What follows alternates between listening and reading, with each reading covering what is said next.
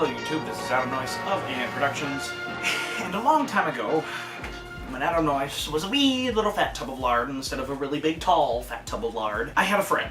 Yeah, I know, right? A friend, what a kind of weird concept like that. There was this kid. His name is Ryan Marvin. I'm not afraid to say his name.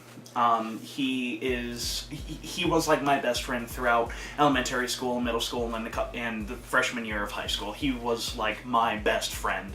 We did literally everything together. We made Gyla the Invincible together, my very first movie ever. I worked on with him. We did everything together. I mean, he was really my best friend. And for the record, no, nothing bad ever happened between me and him. We just simply grew apart. If there was anything, Ryan and I got along very well, is our passion for history, specifically the Civil War and World War II. But one day he brought over this film.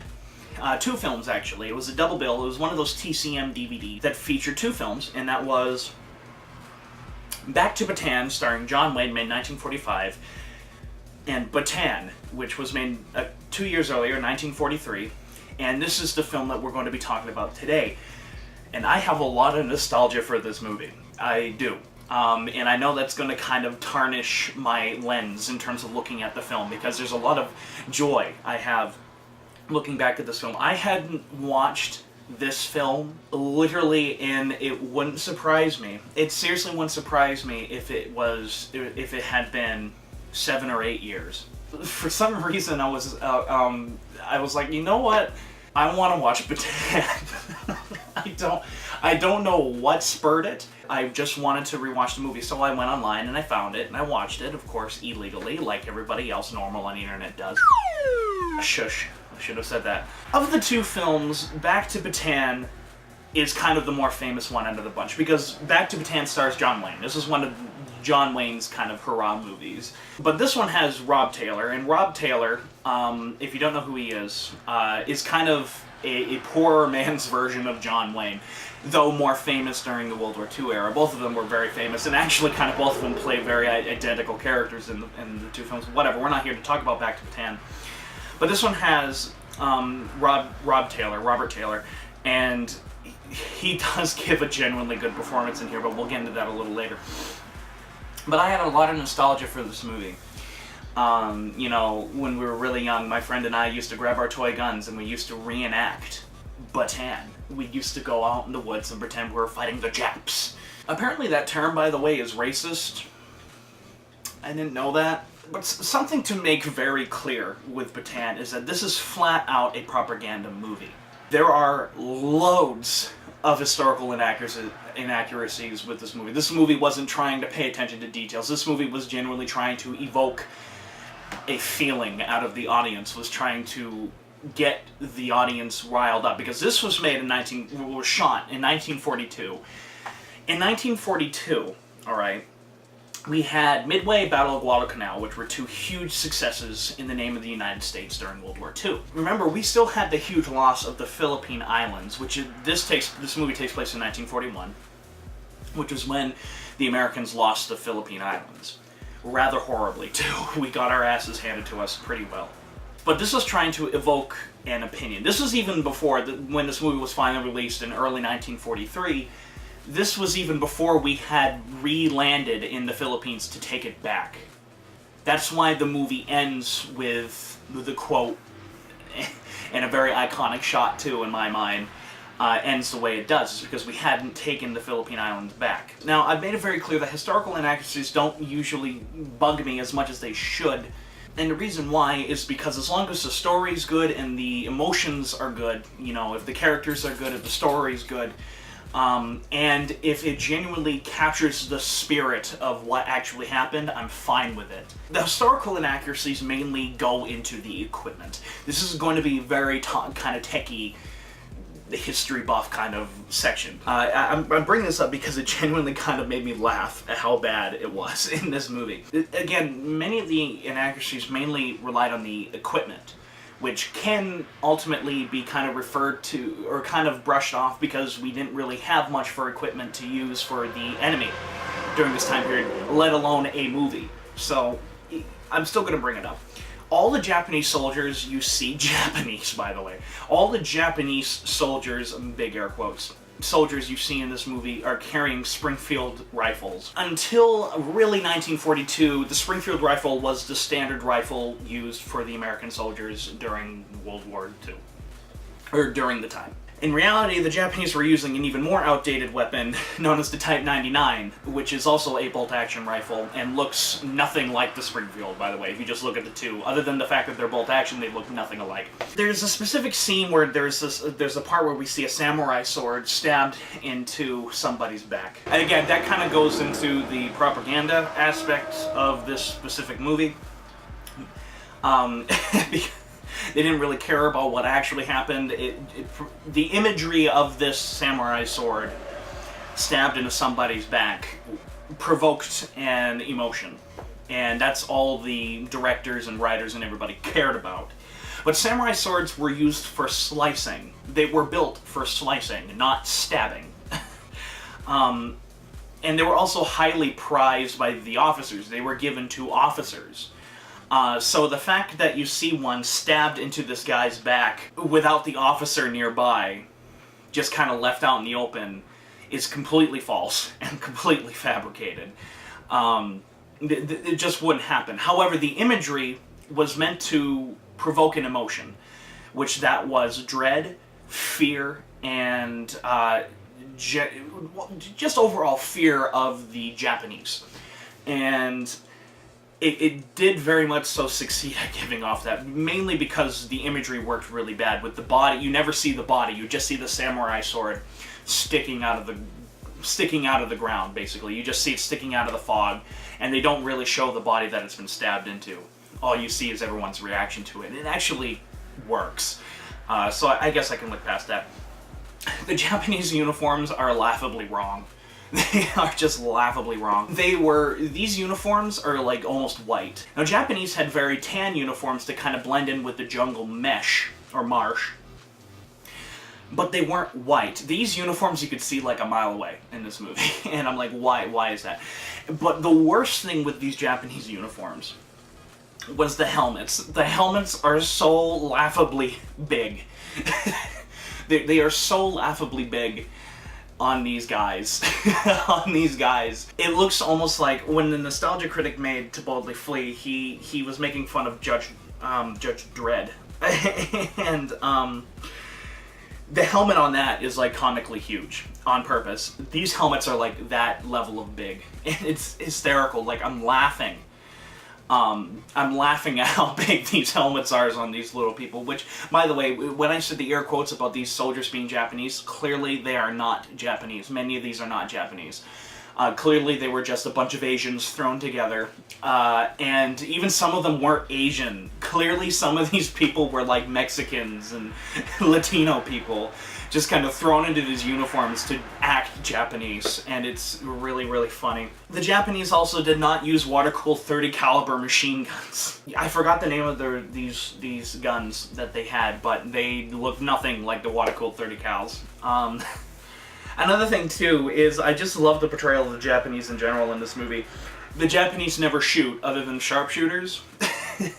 Other than, like, sharpshooters kind of picking off the squad as the movie kind of goes along. We'll get in the plot in just a little bit, but I wanted to bring up these historical inaccuracies because they're kind of funny. The Japanese just charge. I'm like, you realize if the Japanese had just shot into the squad would be eliminated within a couple of hours. You know? And also, the movie breaks their own rules several times. There are several scenes where you know, there's the threat of the sharpshooters, and so Robert Taylor or somebody is like, keep your head down, stay low. And then like 2 minutes later, suddenly you see that same guy just stand up and just casually walk away, or you'll see a different soldier just stand up, moving around, doing about his daily business. And I'm like, stop breaking your own rules, movie. The Japanese never use their guns in this movie. All they do is just bayonets forward and charge. That's all they do. Certainly the banzai charges were crazy and everything like that, and had the Japanese actually shot a little more, they'd probably do a lot more damage, if you know what I mean. like there's some scenes where like Rob Taylor's like beating this guy's head in with the butt of his gun to the point where the butt of his gun actually breaks. Not sure if that was planned or not.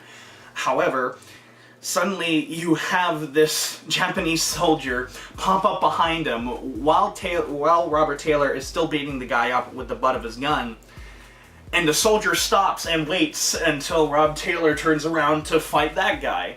And I'm like, you realize if this is a real battle, he just would have shot, the Japanese soldier just would have either shot or stabbed Rob Taylor in the back and just would have kept on going. The movie is full of shit like this, and I'm like, oh god. It's 40s cheese.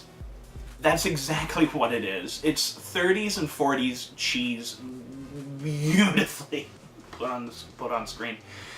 Ugh, fun, fun, fun. However, this movie still actually managed to break ground. And this film actually made some history. This movie was one of the first movies of this type, specifically a propaganda film, to show true integration of both Asian American, or not just Asian American, sorry, but Asians, African Americans, and white actors in one squad. It actually did something that's actually very true. This movie showed that people of all sorts were fighting this battle, the Battle of Bataan, which was a horrible battle. There were all sorts of people fighting this battle. And again, in this platoon that the movie focuses on, there is a black guy in there. There are 2 Asians in there. There's a Latino in there. You know, that actually got the movie some fire, believe it or not. Guess what? In the South, it broke ground. You never really saw that before. Even in Back to Bataan, all we had were John Wayne and Asians. That was it or Filipinos, you know. Here, in this movie, you're seeing all color plates, and they're all treated very equally.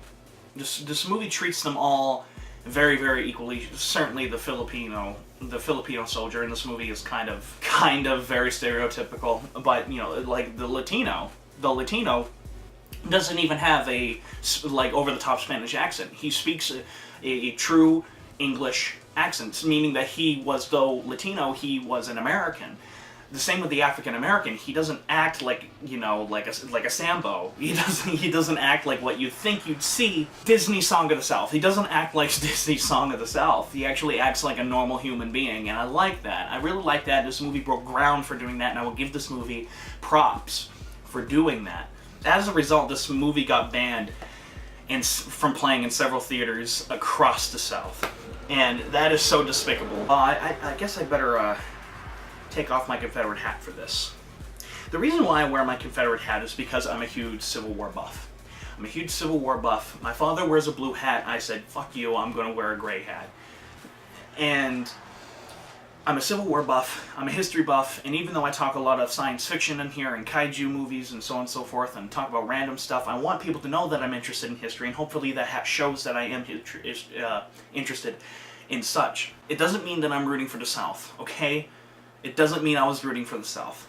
Now that that's out of the air, I want to say that is so despicable, and it makes me so happy that our country has absolutely advanced past the ridiculousness of that. But I would also like to say that despite the fact that this movie was heavily banned across the South from playing in certain theaters, the movie was still a humongous hit. So fuck you. So for those of you who didn't know, the United States was in control of the Philippine Islands, and we had lost the Philippine Islands to the Japanese in a very, very bloody battle. Yeah, it was late 1941 into early 1942. And what this film does, this film depicts a squadron of makeshift soldiers from all across the playing field, having to hold off the Japanese while the Americans retreat from Bataan. I want to make it clear that the events in this film never actually happened. This isn't based on a true story. The squadron never existed, the soldiers never existed, the events portrayed in this film never happened. However, things like it did.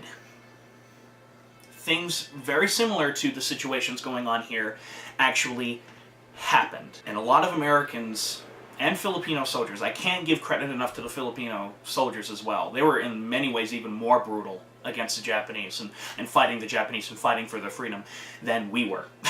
And again, this movie does actually depict that. But things like what happens in this film did actually happen. And I know that it did, and you cannot argue with me that it didn't. It did, because my great-uncle, he was captured during the Battle of Bataan.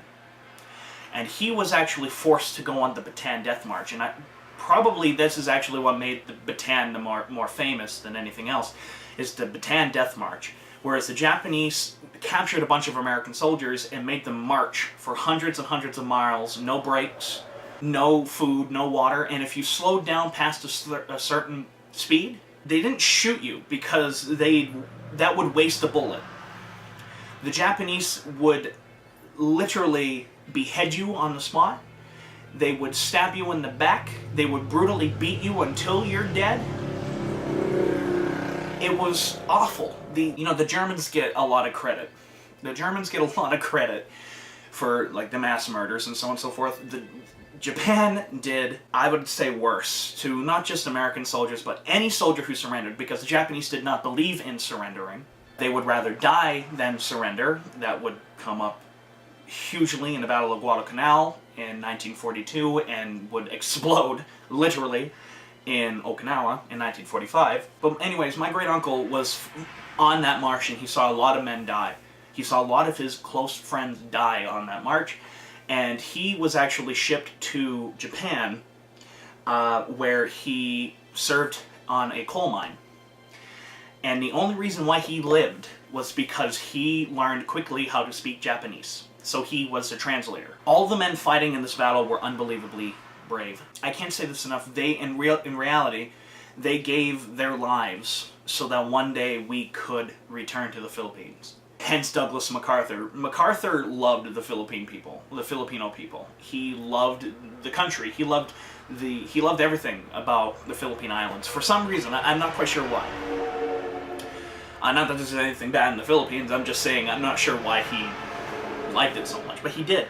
And he has that famous quote, "We will return, I will return." And that actually goes into Robert Taylor's last line of the movie, where all of his squad has been killed. All of them are dead.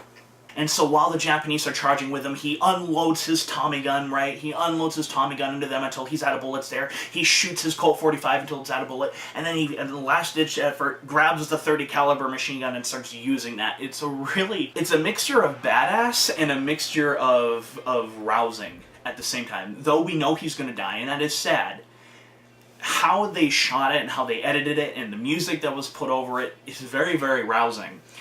And Robert Taylor says the line, he screams it, he was like, "You thought we weren't here." Because the Japanese tried to sneak in, and then Robert Taylor opened up on them. He says, "You thought we weren't here. We'll always be here." And that line plays into the whole theme of the movie, which is one day we will return, and it's going to be one day soon. I couldn't imagine how that would resonate and rouse audiences, which is what that was the entire purpose of the movie. Was to get people riled up, to get people rallied behind, a cause. Which, I mean, we already were. We were freaking at war by this point for 2 years. America was at war for 2 years. But that was the whole purpose of the movie, was to rally us together. And to be honest, it made me proud to be American. It really did. And I'm not going to go into a whole spiel about that, but yes, I do consider myself a nationalist.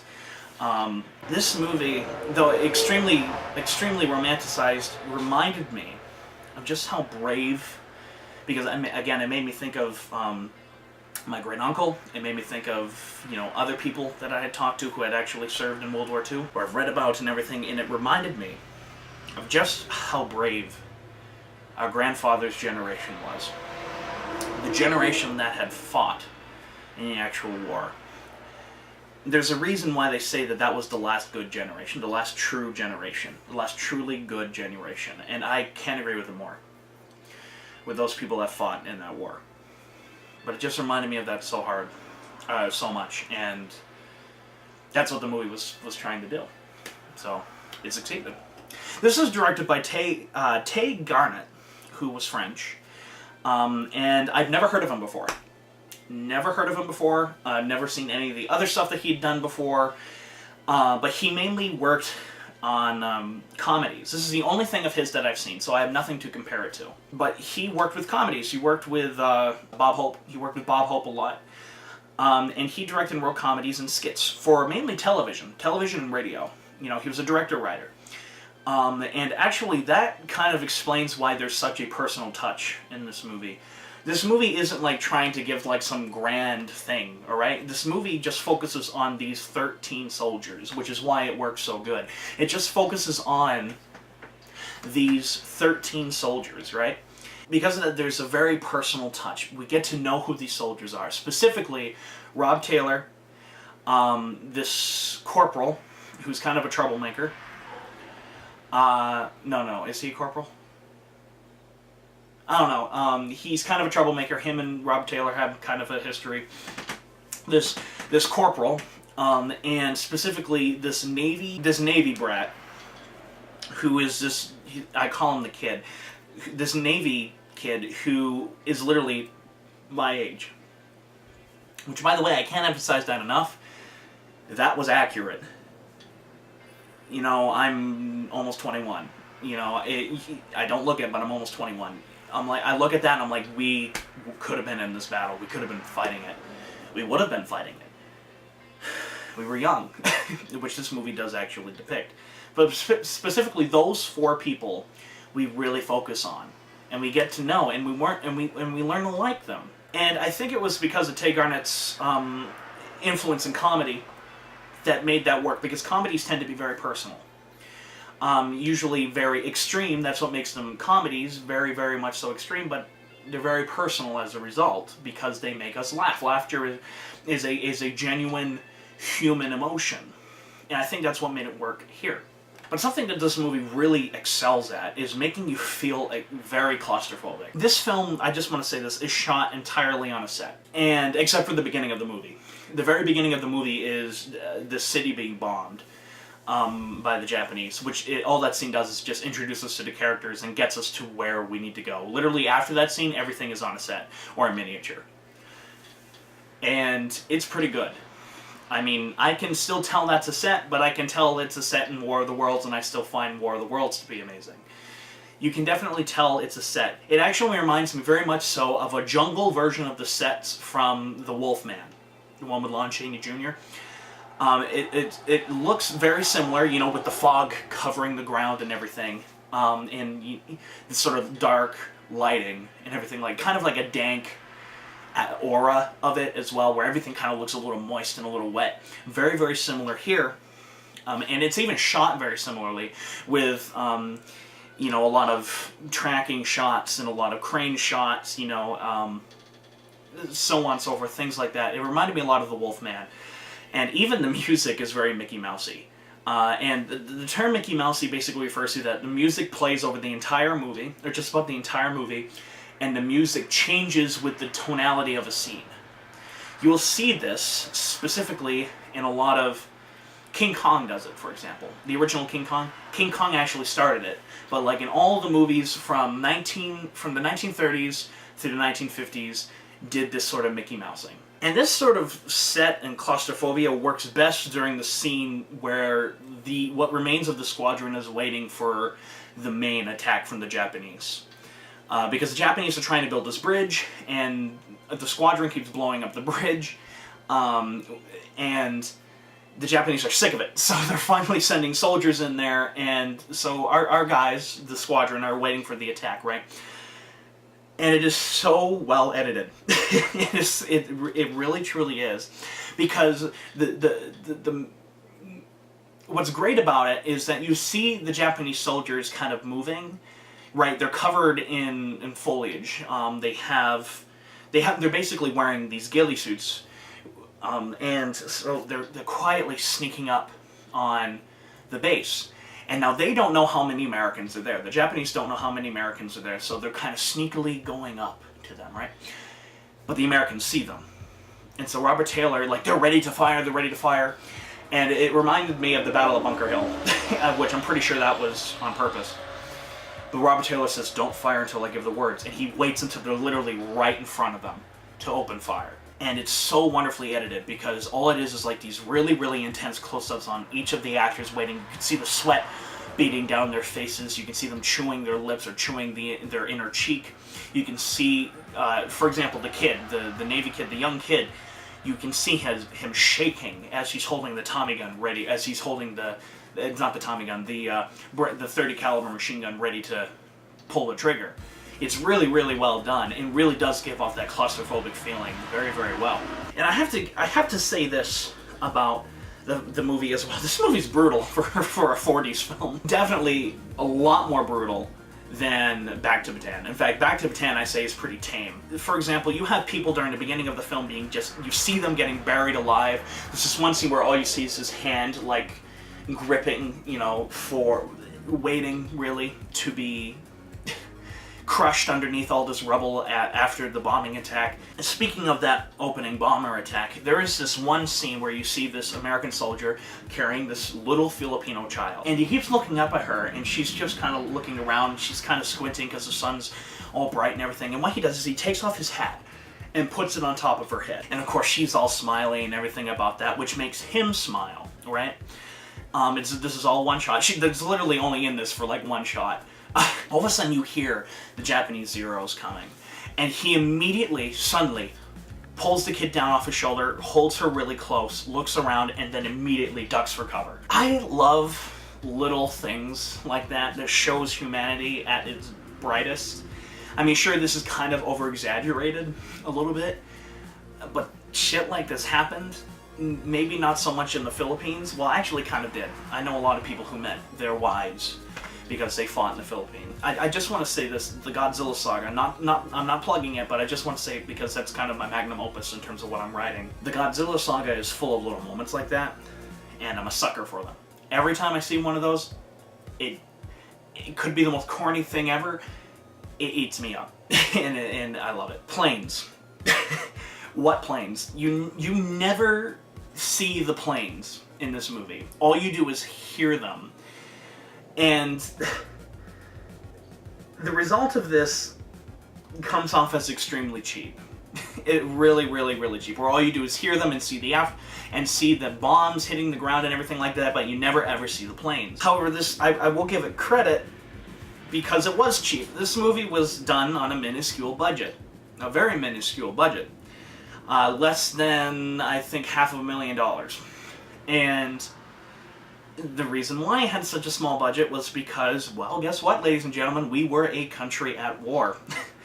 Movies, though important, were not the focus of where our money and our resources were going to go. Art kind of took a backseat a little bit. They made it work.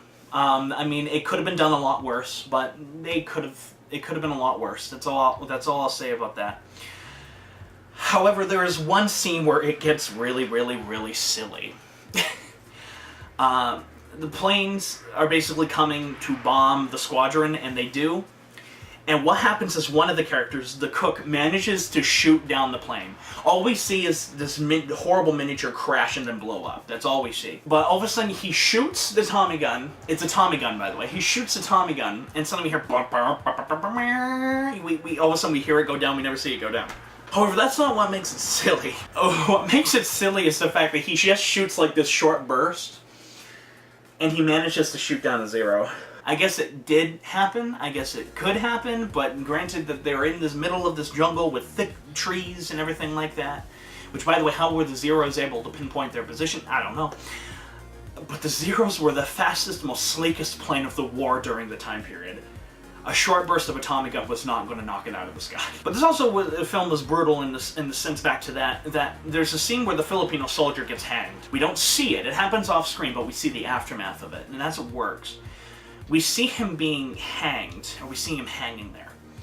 And so what he does was he ran out to call for help. You know, get some reinforcements or to get permission to leave. Something. And he ultimately, though we don't see it, gets captured by the Japanese and gets brutally, brutally murdered. We see him hanging there, right?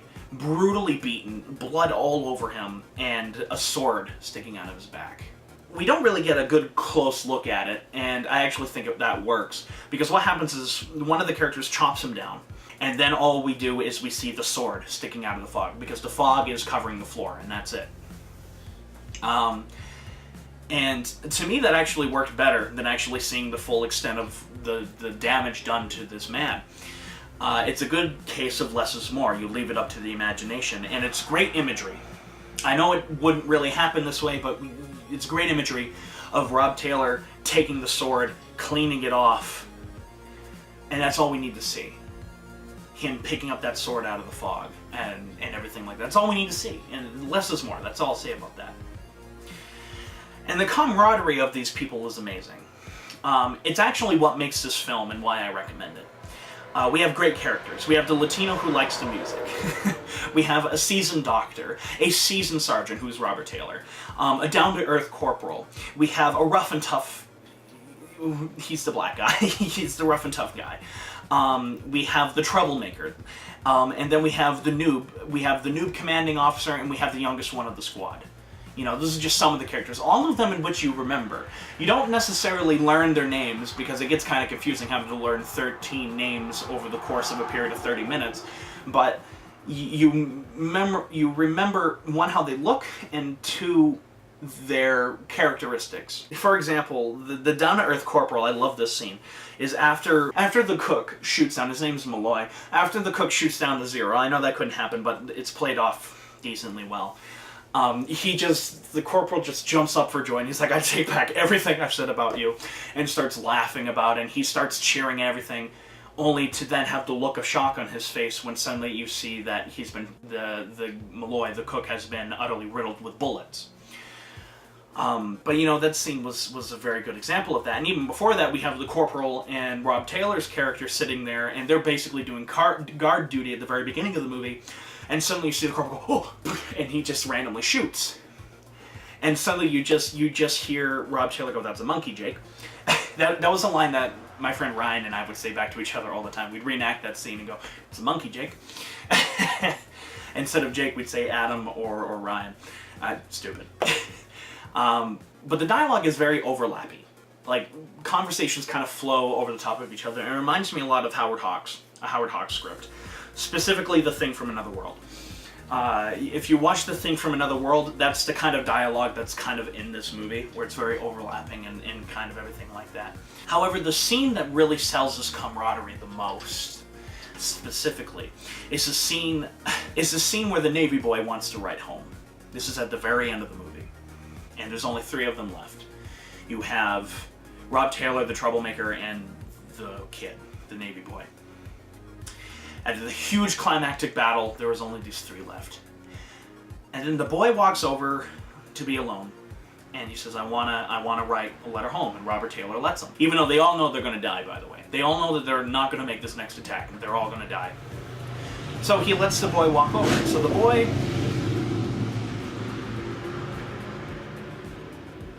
I hate it here. So the boy walks over alone, and as he's about to write, he starts shaking, and above that he just stares at his note, at this piece of paper, and he can't write. He can't write anything. And so what happens is then the troublemaker, the independent thinker, the guy who's always off by himself, comes over and offers to write the note for the boy. He says, I will write what you say. I will write it down.